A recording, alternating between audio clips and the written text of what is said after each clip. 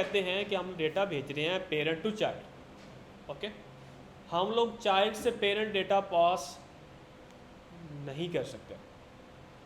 एक सूरत में कर सकते हैं, अगर हम लोग स्टेट भेजें। ये स्टेट यहाँ पे डिफाइन है, मैंने इसकी वैल्यू चेंज की चाइल्ड में जाके, ऐसा ही है ना।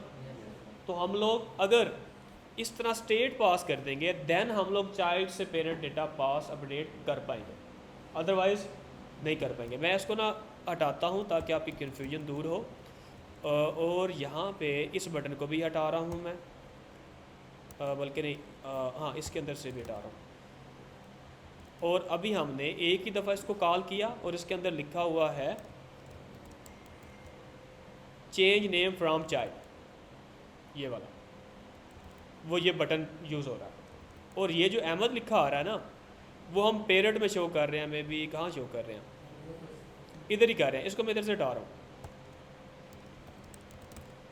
चेंज नेम फ्रॉम चाइल्ड एक बटन है जो हमारा ये वाला कॉल हो रहा है चाइल्ड से। अगर मैं पेरेंट में शो करूँ H1 और वैल्यू लिखूँ, शो करूँ नेम की, और BR का टैग यूज़ कर लेते हैं हम लोग यहाँ पे।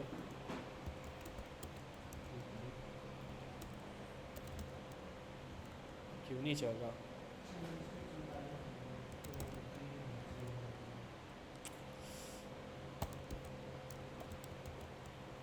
क्योंकि फ्लैक्स किया हुआ ना, वो लास्ट टाइम वाली मिस्टेक, इस वजह से नहीं चल रहा। इसको मैं हटा रहा हूँ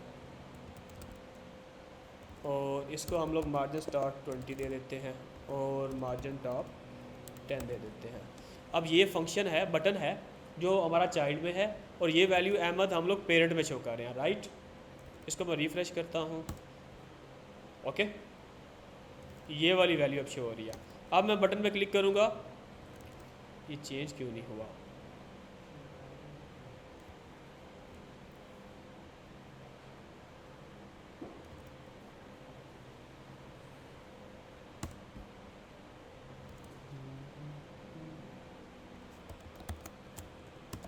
आई डोंट नो कि क्या क्यों नहीं चल रहा। मैं क्या करने लगा हूँ, एक अलर्ट लगा के देखता हूँ कि हमारा फंक्शन चल रहा है नहीं चल रहा। चल रहा है।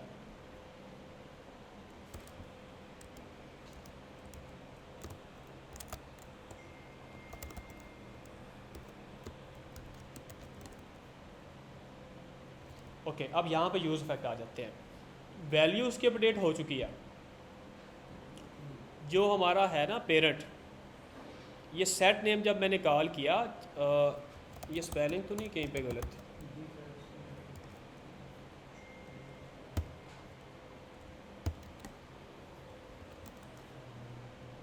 चल गया। बट जो मैं कहने जा रहा था ना, यहाँ पे यूज़ इफेक्ट भी आ जाता है।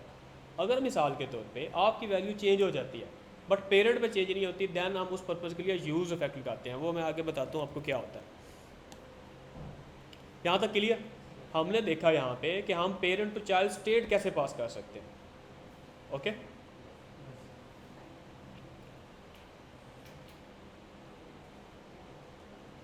यहाँ पे एक और चीज़ रह गई है। अगर मैं इसी कंपोनेंट को एक और कंपोनेंट बनाऊँ यहाँ पे, जिसका नाम रखूँ input dot JSX, okay, direct function component export input. अभी के लिए मैं क्या करता हूँ, इस स्टूडेंट को हटा रहा हूँ, इस नेम को भी हटा रहा हूँ, बल्कि नेम रहने दें। एम्प्टी क्यों है? नहीं नहीं, गलत गलत। हमने क्या किया, चाइल्ड में जाके उसकी वैल्यू नल कर दिया। तो उसमें जब मैंने क्लिक किया, स्टेट की वैल्यू खाली पड़ी है, चाहे मैंने उसको क्लोज हटा दिया यहाँ से, वो उधर खाली पड़ी है। रिफ़्रेश करूँगा तो वो फिर इनिशियल वैल्यू ये वाली आएगी। ओके, अच्छा, हमने देखा लॉगिन साइन अप आप लोगों ने कल बनाया, मैंने इसलिए असाइनमेंट दी थी। तो हमारा जितना भी काम होता है, जो चीज़ हमारी डायनामिक होती है, यानी चेंज हो रही होती है बार बार, उसको हम ऑलवेज स्टेट बनाते हैं उसके। ओके, अगर मैं यहाँ पे बनाऊँ, एक इनपुट फील्ड बनाऊँ, हमने पहले देखा था HTML CSS JS के अंदर कि जब हम फॉर्म सबमिट करते थे तो हमने इनपुट फील्ड को प्रॉपर ID लगाई होती थी। उस ID से हम लोग डेटा गेट करते थे, डॉट वैल्यू लिखते थे, और उस इनपुट फील्ड में जो यूज़र ने टाइप किया होता था वो हमें मिलता था। ये याद है? ओके, यहाँ पे अब वैसा बिल्कुल भी नहीं होगा। हम यहाँ पे स्टेट का इस्तेमाल करेंगे। जब यूज़र टाइप करेगा ना, हम स्टेट सेट करते जाएंगे। ओके, जब यूज़र टाइप कर रहा होगा ना, हम स्टेट में उसकी वैल्यू रखवाते जाएंगे। सीधे सीधे स्टेट सेट करेंगे जो वो टाइप कर रहा होगा।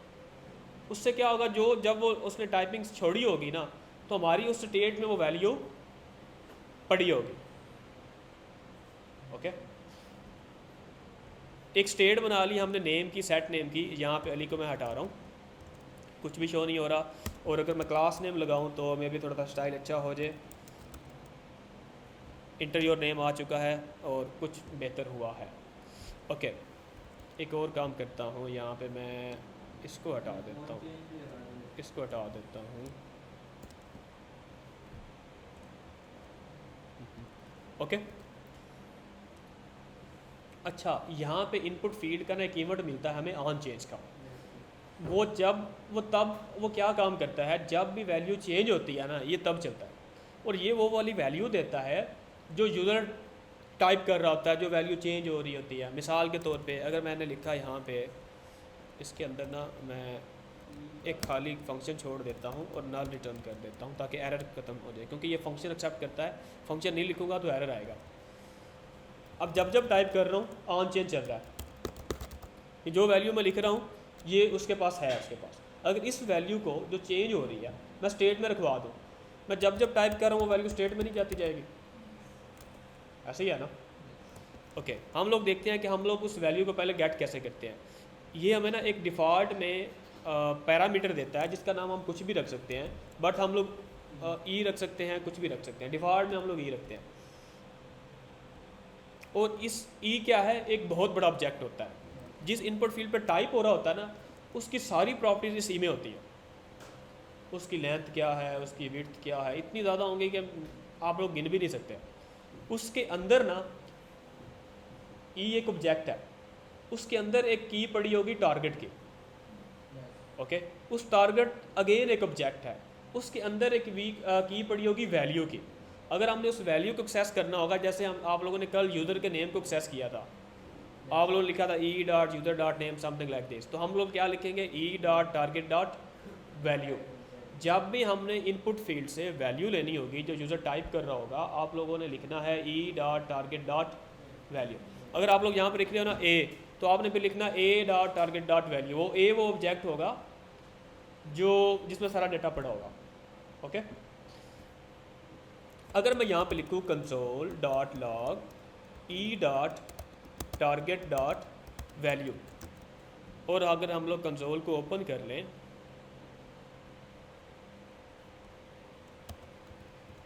क्लियर, इस वैल्यू को हमने किस में रख देना है, स्टेट के अंदर। जब टाइप होगा, सेट नेम दोबारा कॉल होगा, तो वो जो मैं टाइप कर रहा हूँ वो वैल्यू उसके अंदर जाती रहेगी। ओके, अगर मैं क्या करूँ, इस console.log की जगह पे कर दूँ सेट नेम और इसके अंदर लिख दूँ e.target.value। ओके, अब जब मैं टाइप कर रहा हूँ, इस स्टेट के अंदर वो वैल्यू जाती जाएगी। अगर मैंने देखना होगा, मैंने नेम को नीचे कंसोल भी किया हुआ, ये भी परफेक्ट है,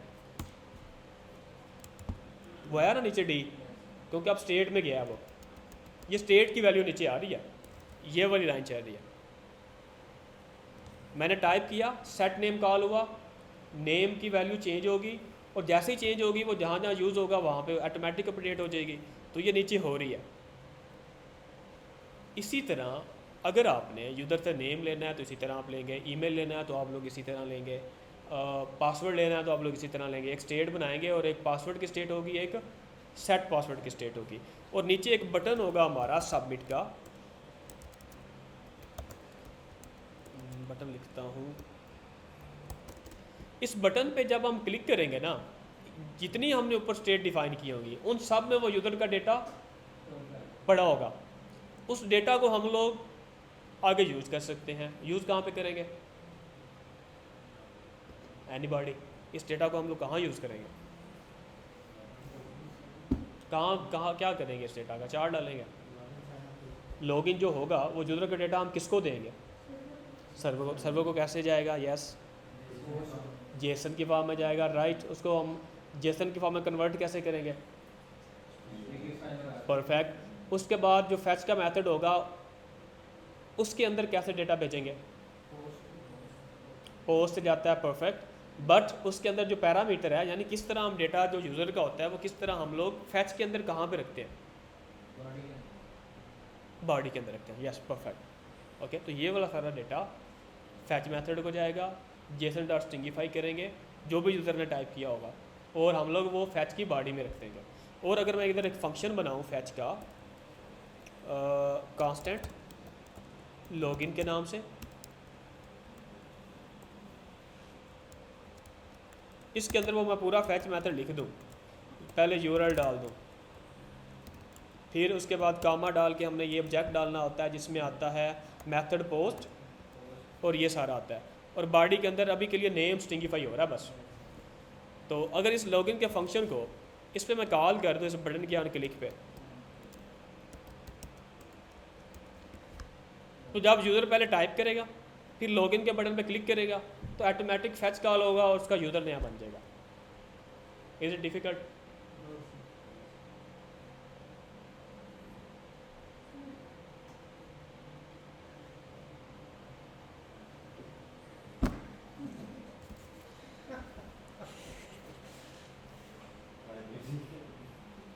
यार अच्छा, लास्ट थिंग, उसके बाद मेरी बात सुनो। आप लोगों की भी डेफिनेटली हुई होगी, क्योंकि अभी ये जिनके 6 लेक्चर रहते हैं ना, मैंने उनके लिए थोड़ी सी स्पीड अप की है ताकि इनके कंसेप्ट क्लियर हों और एटलीस्ट ये प्रोजेक्ट बना सकें, ऐसे नहीं कोडिंग के थ्रू। अच्छा देखें,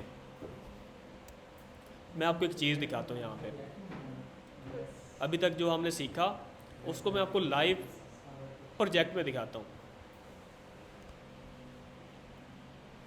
वाइल ऐप को मैं इसलिए दिखाता हूँ ताकि आप लोगों को ये भी आइडिया हो कि जो आप लोग सीख रहे हो ना वो इधर भी चल सकता है। आगे कैसे आप लोगों ने चलाना है, it's up to you guys, but मैं बताता हूँ कि सेम चीज़ यहाँ पे भी लग सकती है। आप देखें, एक इनपुट का टैग बना, इनपुट का कंपोनेंट बना, उसको हमने एक स्टेट पास कर दी। उस इनपुट पर जब भी टाइप होगा वो जो स्टेट हमने उसको भेजी होगी ना एज प्रॉप्स, वो उसकी वैल्यू सेट करता जाएगा। जस्ट लाइक प्रीवियस जो हमने काम किया, मैंने पेरेंट टू चाइल्ड एक स्टेट भेजी और उसको चाइल्ड में जाके वैल्यू चेंज की। यहाँ पे हम लोग भेज सकते हैं, ईमेल की स्टेट गई होगी यहाँ पे, जब इस पर टाइप हो रहा है तो वो स्टेट क्या होती है? सेट होती है। इस पे पासवर्ड की स्टेट बनी होगी, टाइप हो रहा है तो वो पासवर्ड की स्टेट सेट होती है। इस बटन के क्लिक पे हमने क्या किया हुआ है? फैच मेथड कॉल किया हुआ। उस फैच मेथड को हम लोग देते हैं ईमेल और पासवर्ड, और जब वो क्लिक होता है एक कॉमन कंपोनेंट बनाया हुआ है जिसको हम दो चीज़ें देते हैं। नंबर 1 स्टेट, नंबर 2 स्टेट का फंक्शन जिससे वैल्यू चेंज होती है। अगर हम लोग यहाँ पे चले जाएं, एक ही कंपोनेंट है बट स्टेट कितनी होगी? 1 2 3 4 5। क्लिक पे पहले हम टाइप करेंगे, क्लिक पे हम वो सारा डेटा कहाँ भेज देंगे? Fetch method. ओके, अगर मैं इसी तरह का एक कंपोनेंट बनाऊँ ना, अभी जल्दी से आ जाती है, जो कि हमारा लास्ट टास्क है आज के दिन का। कितना शुक्र है तो नहीं बोला।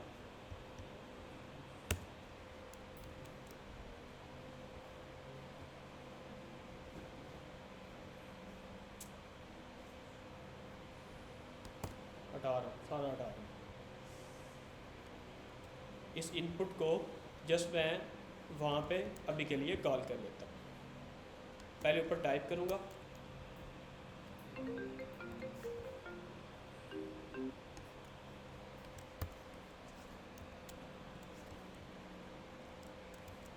ओके। इसको अब हम यहाँ पे यूज़ कर लेते हैं इस जगह में।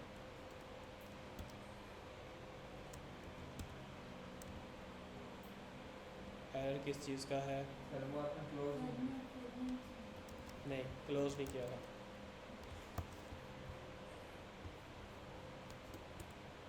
कुछ भी नहीं आ रहा। अगर मैं इसकी जगह पे जाऊँ तो इनपुट बनाइए। हाँ ऐसे ही है, ऐसे ही है। टेस्टिंग के लिए मैं कैच वन लिख देता हूँ, लिख लेता हूँ साइन अप।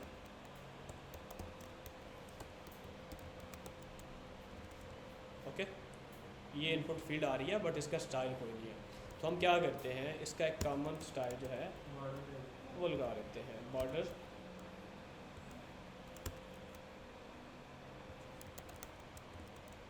ओके, इसको अगर हम 10 दफ़ा कॉल करेंगे इस टैग को तो 10 इनपुट फील्ड बन जाएगी। बन गई ना? आप लोगों को पता है कि एक चीज़ इनपुट फील्ड के अंदर होती है प्लेस होल्डर, उसका पता है? वो होता है कि inter your name, inter your password, वो एक प्लेस होल्डर होता है। अगर मैं यहाँ पे चाहूँ और इसके अंदर यहाँ पे एक प्रॉपर्टी यूज़ करूँ प्लेस होल्डर की और लिखूँ इंटर योर नेम, वो सब में आ जाएगा, जो कि गलत है। हमने हर दफ़ा यूज़र से नेम नहीं लेते।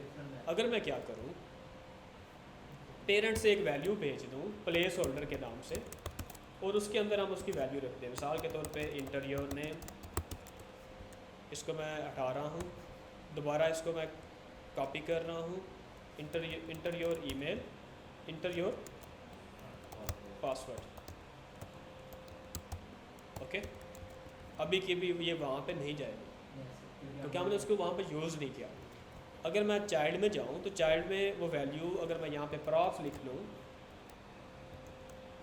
इस प्रॉप्स के अंदर वो आई पड़ी है, प्रॉप्स डॉट प्लेस होल्डर लिखूँगा तो वो मुझे मिल जाएगी। मैं क्या करता हूँ, यहाँ पे डिस्ट्रक्शन कर लेता हूँ, यहाँ पे लिखता हूँ प्लेस होल्डर और इक्वल टू कर लेता हूँ प्रॉप्स के। ओके, और इस प्रॉप्स को मैं इस इंटर योर नेम को हटा देता हूँ और यहाँ पे यूज़ कर लेता हूँ। नहीं आया, कोई मिस्टेक है। अगर इस प्लेस होल्डर को मैं यहाँ पे जाऊँ, नाम चेंज कर लेता हूँ, मे भी स्पेलिंग मिस्टेक होगी, अब आ गया inter your name, inter your email, inter your password. Clear? अगर हमने ये साइन अप भी ऊपर लिखा आ रहा है जो कि गलत है, इसको एक ही दफ़ा आना चाहिए। एक ही दफ़ा कैसे आएगा? ये इनपुट फील्ड तो हर जगह पे यूज़ हो सकता है ना, जहाँ यूज़ होगा वहाँ पे साइन अप लिखा आएगा, डेट्स अ मिस्टेक। मैं क्या करता हूँ, इस साइन अप को हटा देता हूँ यहाँ से और पेरेंट में रख लेता हूँ। अब एक ही दफ़ा आएगा, 2 दफ़ा आ रहा है। इसको क्योंकि मैंने सेव नहीं किया, अब रहा कि उसमें मार्जिन टॉप नहीं आ रहा, तो हम क्या कर सकते हैं, अगर मैं इसमें स्टाइल दूँ ना इसको, या क्लास नेम लगा लेते हैं, ऑलरेडी लगाई हुई है। इस क्लास के अंदर अगर मैं मार्जिन टॉप लिखूँ ना तो वो सबको लग जाएगा क्योंकि हमारा कंपोनेंट बार बार यूज़ हो रहा है। यहाँ तक क्लियर?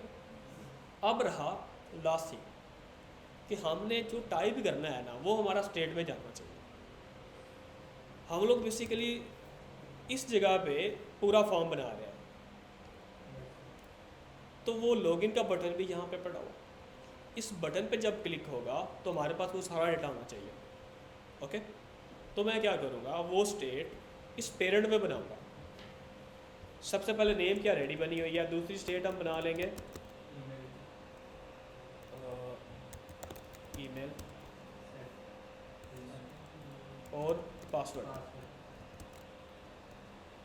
ओके, अब हमने क्या करना है, यहाँ पे अगर हम जिससे वो वैल्यू चेंज होती है ना वो पास कर दें तो हमारा काम चल सकता है। मिसाल के तौर पे अगर मैं इसको यहाँ से बेचूँ, एक हम लोग प्रॉपर्टी का नाम रख लेते हैं सेट वैल्यू, और सेट वैल्यू के अंदर पहले केस में मैं रखता हूँ सेट नेम। ओके, दूसरे के केस में मैं क्या रखता हूँ, सेट ईमेल। ओके, तीसरे के केस में मैं क्या रखता हूँ, सेट पासवर्ड। ओके, अगर हम लोग जाएं चाइल्ड के अंदर और यहाँ पे मैं लिख लूँ सेट वैल्यू,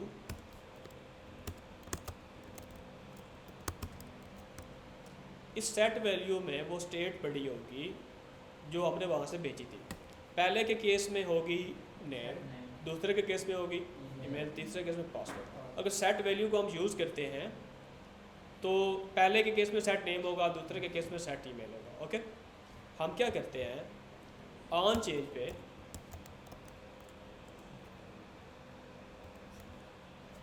इस लाइन को समझो।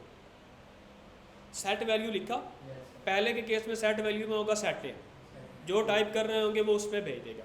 दूसरे के केस में सेट ईमेल होगा, तीसरे के केस में Password. पासवर्ड होगा। ये समझ आई? ओके।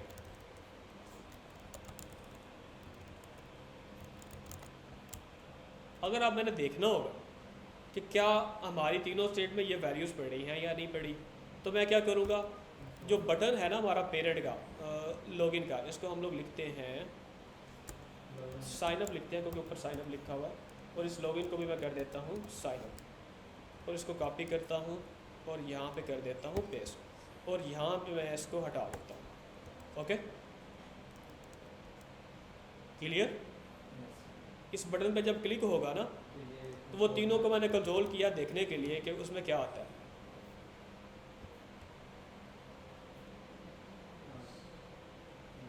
अगर आप प्रॉपर वैल्यू लिखो ना,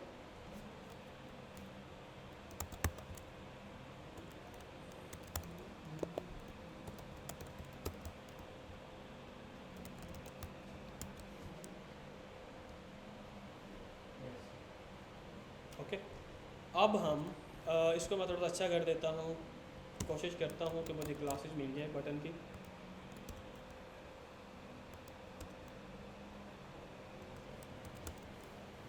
और मार्जिन टॉप 10। अब आप लोगों ने जब भी फॉर्म फिलअप किया होगा, आप लोगों ने एक चीज़ देखी होगी कि वहाँ पे ना चेक लगे होते हैं। नेम नहीं होगा तो वो कहता है भाई नेम किधर है, ऐसे ही है ना। तो हम क्या करेंगे, इस साइन अप के बटन में अगर मैं चेक लगा दूँ ना इन पे, if name double equals to empty, तो अलर्ट हो जाए enter your name. Okay, test करें इसको। इस नेम को मैंने खाली कर दिया, एल्स लगाता हूँ, एल्स इफ ईमेल एम्प्टी है तो ये सारा होगा, ये चेक कर लें। अब अगर इनमें से कोई भी एम्प्टी होगा ना तो वो अलर्ट चलाएगा। और लास्ट में हम एल्स चला लेते हैं। ये एल्स तब चलेगा जब ऊपर वाली तीनों फॉल्स होंगी, यानी ना नेम एम्प्टी होगा, ना पासवर्ड होगा, ना ईमेल होगा। इस केस में हम फैच यहाँ पे यूज़ करेंगे। वो देखो, वो कह रहा है साइन अप सक्सेसफुली। अब देखना, इंटर योर नेम, मैं नेम कुछ ऐड कर देता हूँ, बताना जब भाई। एल्स में जाएगा, इफ़ में हम चेक लगाएंगे कि कोई भी चीज़ खाली नहीं होनी चाहिए। एल्स तभी चलेगा ना जब ऊपर वाले सारे कंडीशन फॉल्स होंगे। फॉल्स कब होंगे, जब नेम खाली नहीं होगा, पासवर्ड खाली नहीं होगा। इट मीन्स यूज़र ने सारी चीज़ें टाइप की होंगी। Screen I? ओके, मैं क्लिक कर रहा हूँ इंटर योर ईमेल, क्योंकि ईमेल खाली है। अभी के केस में चल रहा है हमारे पास ये वाली, ये फॉल्स हो गया, नेम में कुछ है, फिर ये चल गई है, और बाकी दोनों, इनमें से एक ही कंडीशन एक टाइम पे चलेगी। अगर ऊपर वाली ट्रू होगी तो हमारे पास एल्स वाली तो चलेगी। चले तो हाँ, तो ऊपर वाली जब ट्रू हो जाएगी, नेम खाली है, तो हम क्यों चलाएंगे बाकी। नेम खाली है तो पहले नेम फिल करेंगे। इसमें कुछ लिखा, इसको हटा दिया। अब नेम में भी कुछ है, ईमेल में भी कुछ है, पासवर्ड में कुछ नहीं पड़ा, तो ये वाला चल जाएगा, फिर चल गया ना। और जब हम इसको पासवर्ड भी दे देंगे, इट मीन्स अब सारा डेटा कंप्लीट है। एल्स में हम अपना फैच का यूज़ करेंगे और सबमिट करेंगे, तो वो देख के साइन अप सक्सेसफुली। फैच होने के बाद ये अलर्ट लगाएंगे। क्लियर? लास्ट थिंग, आप लोगों ने एक चीज़ यहाँ पे देखी, पासवर्ड टाइप कर रहा हूँ, पासवर्ड हाइड नहीं हो रहा। ईमेल टाइप कर रहा हूँ, वो कुछ भी नहीं बता रहा कि आपका ईमेल है। नेम में तो ठीक है। तो इनपुट फील्ड की ना टाइप भी होती है, चेक बॉक्स होता है, टाइप ईमेल होती है। तो हम क्या करेंगे, यहाँ से ना टाइप भी डायनामिक कर सकते हैं। ज़रूरी नहीं होगा कि हर इनपुट फील्ड जो है वो पासवर्ड की तरह ही होगी, टाइप डिफरेंट हो सकती है। अभी के केस में टाइप जो है वो टेक्स्ट आ रही है, यहाँ पर लिखा हुआ नहीं है, बट ये लिखा हुआ है, तो ये गलत है। टाइप भी हमारी डायनामिक होनी चाहिए। मैं क्या करता हूँ, यहाँ पे ना इधर टाइप जो है ना वो भेज देते हैं। सबसे पहले टेक्स्ट, दूसरे के केस में हम लोग टाइप भेजते हैं ईमेल, तीसरे के केस में हम टाइप भेजते हैं पासवर्ड। इसको सेव किया, यहाँ पे आए, और यहाँ पे मैंने कॉमा लगाया और टाइप भी वहाँ से गेट कर ली, और इस टाइप को मैंने कॉपी किया, इस टेक्स्ट को हटाया और इसके बाद टाइप लिख दिया। वो देखिए पासवर्ड हो गया, डॉट बन गया, और यहाँ पे अगर मैं @ नहीं लगाऊंगा ना तो मुझे एरर देगा। अभी नहीं दे रहा, बट उसमें अगर वो वैलिडेशन लगाऊं तो देगा वो मुझे। लेकिन वो सजेशन वही ईमेल वाले को देगा। हाँ वो दे सकता है, वैलिडेशन लगानी पड़ेगी। क्लियर? अगर मैं आपको दिखाऊं, अगर इस ऐप के अंदर यही सारा काम यहाँ पे मांगा है, टाइप भी जा रही है, इस केस में पासवर्ड की टाइप जा रही है सेम एज इट इज़, जो कि हमने यहाँ पे उसको डिवाइड में शो किया हुआ है, यहाँ से हाइड भी कर सकते हैं। ओके, टाइप ईमेल है इसके केस में, टाइप फ़ोन नंबर है। ओके, तो इसी इनपुट फील्ड को जो मैंने अभी यहाँ पे बनाई है ना, आप अपनी किसी भी वेबसाइट में यूज़ कर सकते हो। हमेशा इनपुट में 3-4 चीज़ें ही आती हैं, अगर वो डायनामिक हो जाए तो इट मीन्स हम उसको बार बार यूज़ कर सकते हैं। That's called component. इनपुट का कंपोनेंट बन गया। पूरी ऐप में अगर 10 इनपुट फील्ड आ रही है तो आपने इसी को कॉल करना। कल को क्लाइंट कहता है कि इस इनपुट फील्ड का कलर चेंज कर दो, तो आपने बजाय कि आप बार बार चेंज करो, आप यहाँ पे क्या करोगे, इसके अंदर एक जगह पे उसका कलर चेंज कर दोगे, वो हर जगह पे हो जाएगा। ओके, ये रीयूजेबिलिटी है इसमें, कि आपको एक दफ़ा एक जगह पे चेंज करोगे सब जगह पे चेंज हो जाएगा। क्लियर? कल मे भी मैं ना आऊँ, मैं बता जाऊँगा इनको PNY वालों को। अगर आना हुआ, अगर उन्होंने इन्फॉर्म किया तो इट मीन्स मैं नहीं आऊँगा, क्लास होगी। मतलब अभी 50-50 है।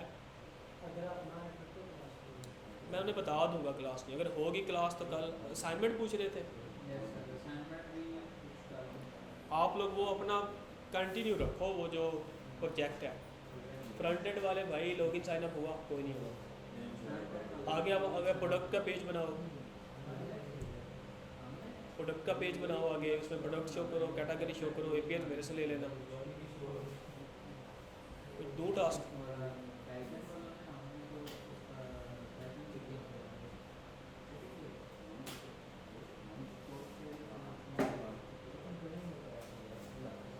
एक टॉपिक यूज़ फैक्टर रह गया, उसके बगैर आपकी APIs कॉल नहीं होगी, कॉल नहीं होगी APIs। आपने क्या करना है मैं बता देता हूँ।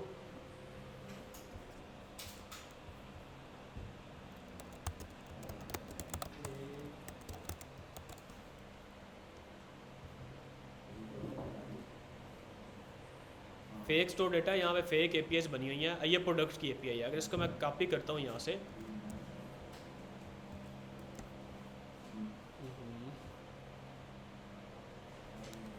आया क्यों नहीं? ओके, शुरू में एक ना वो लग गया था, अब आ जाएगा। डेटा आया। ये अब हमारे प्रोडक्ट्स हैं जो कि जेसन की फॉर्म में आ रहे हैं। आप लोगों को इसे कॉपी पेस्ट करना है, एक वेरिएबल में रखना है, और ये एक प्रोडक्ट का बनाना है कंपोनेंट, और उससे जैसे मैंने इनपुट को डायनामिक किया है ना, आपने उसको मैप के अंदर कॉल करना है। ये एरे ऑफ ऑब्जेक्ट होगा, कि देखो एरे है और उसके बाद ये पहला ऑब्जेक्ट है जिसमें टाइटल आ रहा है, फिर टाइटल के बाद आ रहा है, सारी चीज़ें आपने देख लेनी है। अगर इसको मैं करूँ ना, कॉपी करूँ यहाँ से और लिखूँ यहाँ पे जेसन प्रीटियर,